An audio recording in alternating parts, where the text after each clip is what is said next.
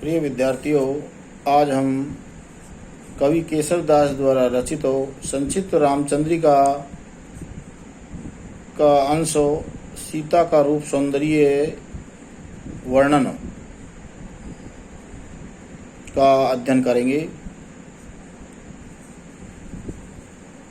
सीता का रूप वर्णन को है दमयंती इंदुमती रति राति दिनो होई ने छबीली छवि इन जो सिंगारिये केशव लजातो जल जात जात वेद ओपो जात रूप वापरो विरूप सो निहारिये मदन निरूपम निरूपण निरूप भयो चंद बहु रूपो अनु रूप के विचारिये सीताजू के रूप पर देवता कुरूप को है रूप ही के रूप को तो बारी बारी डारिये। प्रस्तुत अवतरणों रामचंद्रिका के बालकांड से अवतरित है। इसमें महाकवि केशव दास ने सीता जी के सौंदर्यता का वर्णन किया है। सीता जी का जो सौंदर्यता है या रूप सौंदर्य है, उनकी अनेक उपमाओं के माध्यम से यह कवि ने वर्णन किया है। कवि वर्णन करता है कि को है दमयंती इंदुमती रति राति दिनों होई ने छबीली छवि इन जो सिंगारिये कि यदि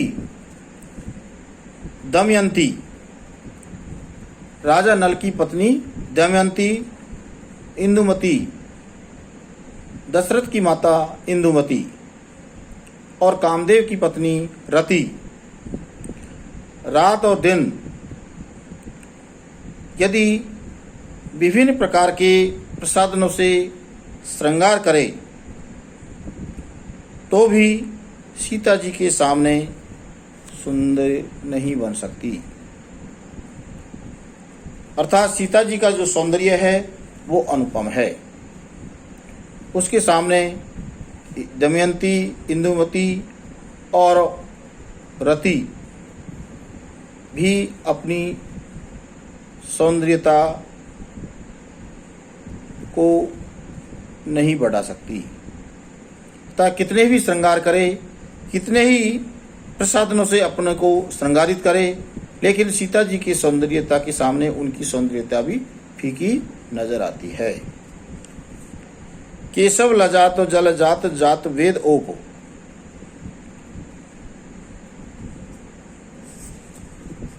कवि केशव दास जी कह रहे हैं कि होए ने छबीली छवि इन जो सिंगारिये, छबीली मानी सुंदर हो, कि सीता जी की जो सौंदर्यता है वो इतनी सुंदर है कि कितने ही श्रृंगारों से अन्य स्त्रियां प्रसादित हो, लेकिन उसके सामने वो सुंदर नहीं हो सकती। वर्णन करते हुए केशव दास जी कह रहे हैं कि केशव लजात जल जात जात वेद ओप हो, कि जलजात हो अर्थात कमल की जो सौंदर्यता है वह भी सीता जी की सौंदर्यता के सामने लज्जित होती है।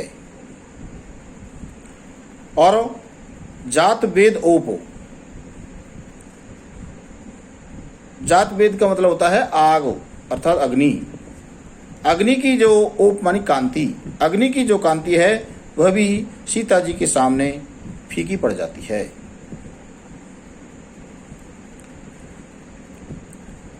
जात रूप वापरो विरूप सो निहारिये, और जात रूप मानी सोना। सीता जी की सौंदर्यता के सामने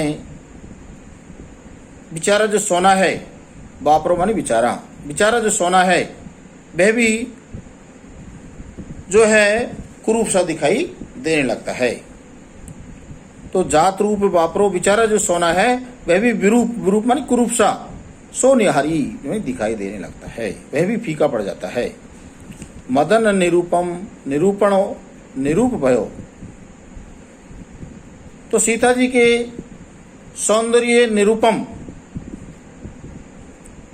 निरूपण में मदन मानी कामदेव भी रूपहीन से दिखाई देने लगते हैं, अर्थात रूपहीन हो जाते हैं।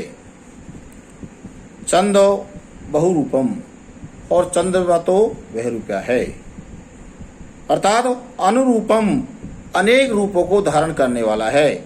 इसलिए क्या विचारियो, उसके बारे में क्या विचार किया जाए, अर्थात उसके बारे में क्या वर्णन किया जाए।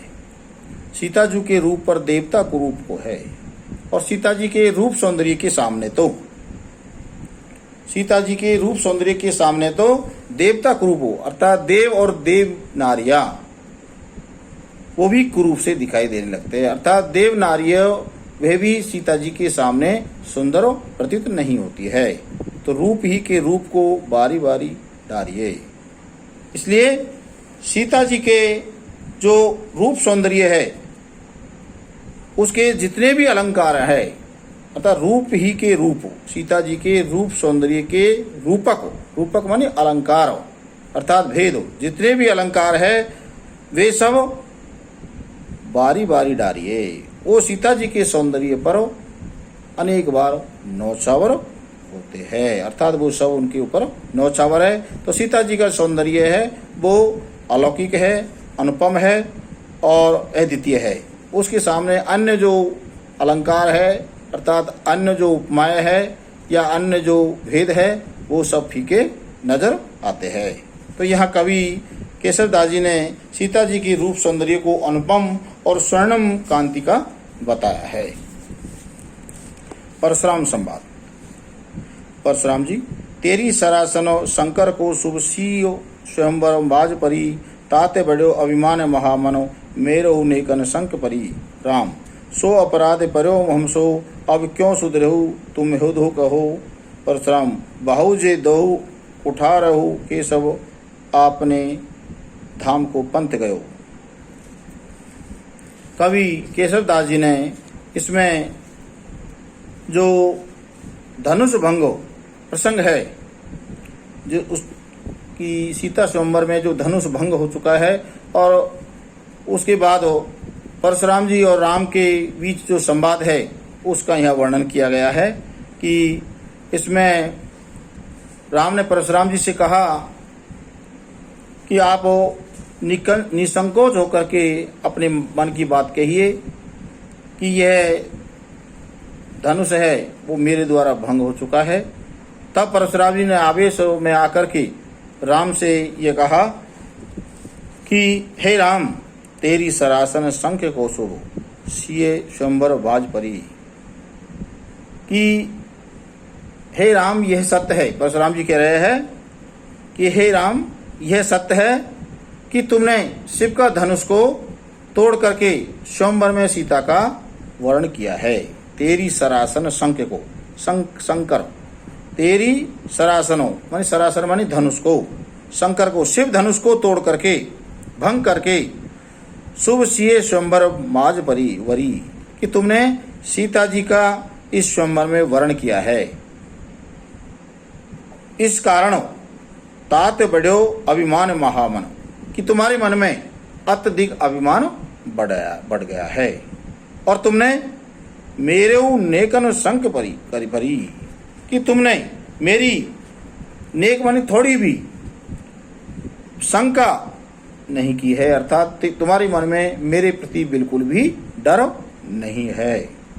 राम, इस प्रकार परशुराम के कहने पर राम उनसे विनती करते हैं, कह रहे हैं कि सो अपराध पर्यो हमसो, अब क्यों सुधरे तुम थो कही। कि हे परशुराम जी, कि शिव धनुष को भंग का जो अपराध है वो मुझसे हो गया है। अब यह अपराध सुधरो तुम धो कहो। आप बताइए कि यह अपराध किस प्रकार सुधारा जा सकता है, कि इसको कैसे सुधारा जा सकता है। परशुराम जी कह रहे हैं, केशवदास जी कहते हैं कि इस बात पर परशुराम जी उत्तर देते हुए कहे कि तुमने बाहु दे दो कुठारो, केशव अपने धाम को पंथ गयो। कि परशुराम जी कह रहे हैं कि तुमने जो अपराध किया है उस अपराध के बदले में बाहु दे दो कुठारो, कि तुम इस अपराध के बदले में मेरे परसा को अर्थात मेरे कुठार को अपनी दोनों भुजाओं को दे करके आपने धाम को पंथ गयो, अपने घर के मार्ग की ओर चले जाइए। अर्थात तुमने जो अपराध किया है उस अपराध के बदले में तुम अपनी दोनों भुजाओं को मेरे फरसे से मैं काट डालता हूं, तब तुम अपने घर की ओर चले जाइए और अपने अपराध से मुक्त हो जाओगे। तो इसमें राम ने सामान्य रूप से जो अपराध हो गया है, राम ने कहा कि मुझसे जो अपराध हो गया है उसे सुधार पाना अब कठिन है। इस पर परशुराम जी ने राम की दोनों भुजाओं को काट देने का जो है विधान राम को सुनाया है।